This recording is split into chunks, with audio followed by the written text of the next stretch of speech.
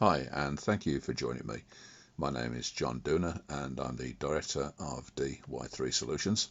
We do a lot of work around organisational development, team development and change, and one of the models we use is the Tuckman model.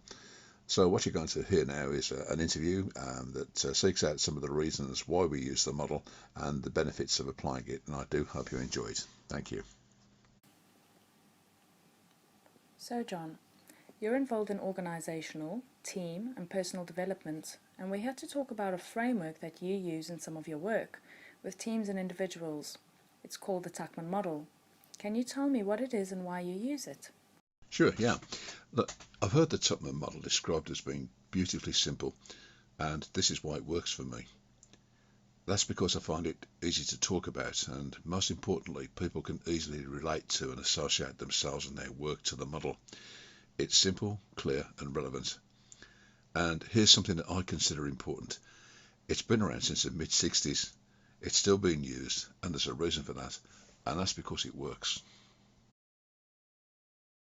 John, can you tell me more about the people relating to the model and how this works in practice? Yes, of course. Tuckman breaks team growth and development into four, well, actually there's possibly five, but four for now, separate stages. Stage 1, forming.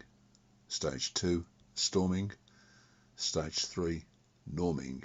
And Stage 4, performing. When we've put a label to these stages, it gives people an opportunity to explore the types of behaviour they may encounter as we move from one stage to another. How does having this opportunity help people as they go through changes, and what is it that you want them to understand? Okay, I use it as an external reference point. It's a sort of map to help us understand context.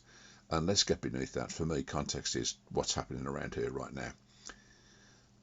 So everyone that's involved in growth, development and change, they have an opportunity to view behaviour.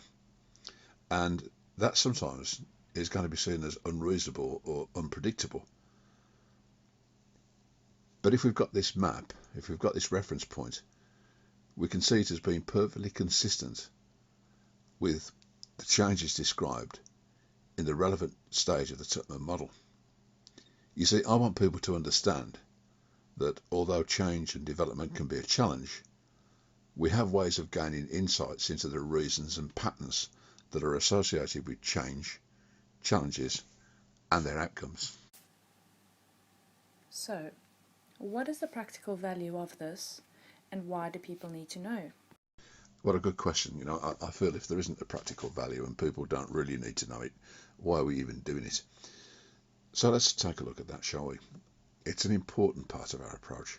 Well, it's fundamental, really, that you're going to get the very best outcomes and inputs and contributions from people who are actually engaged in change.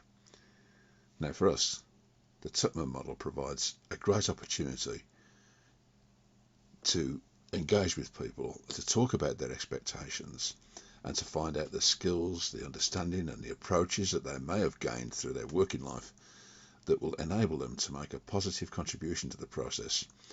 And in doing so, we're developing them professionally and personally as we do. So it has real-time applications and also creates a sort of sense of security, progress and purpose. In a practical sense, how might this work?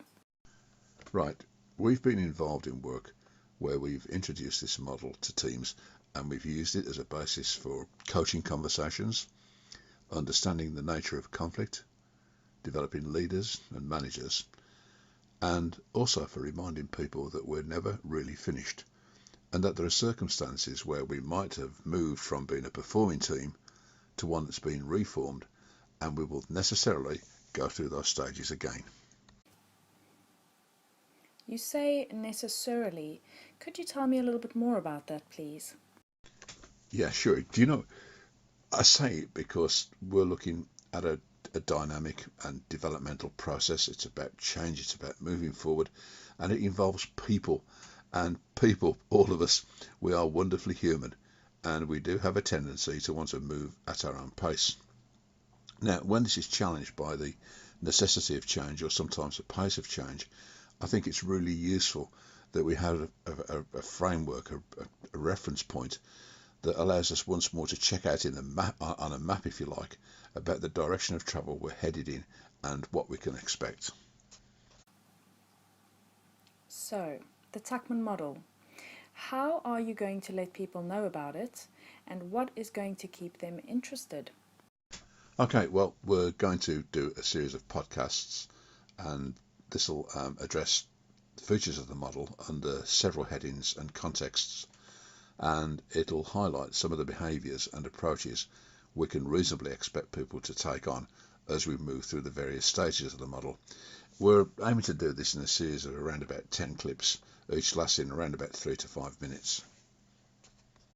If we can do this, they'll be nice and accessible, so people can either use them as part of as a process or just pull them down as occasional aid memoirs about what you can expect in various contexts and various situations on the change journey. John, this all sounds very interesting, and we so look forward to hearing more about this. It has been great talking to you. Thank you for your time. It's been a pleasure, and thank you.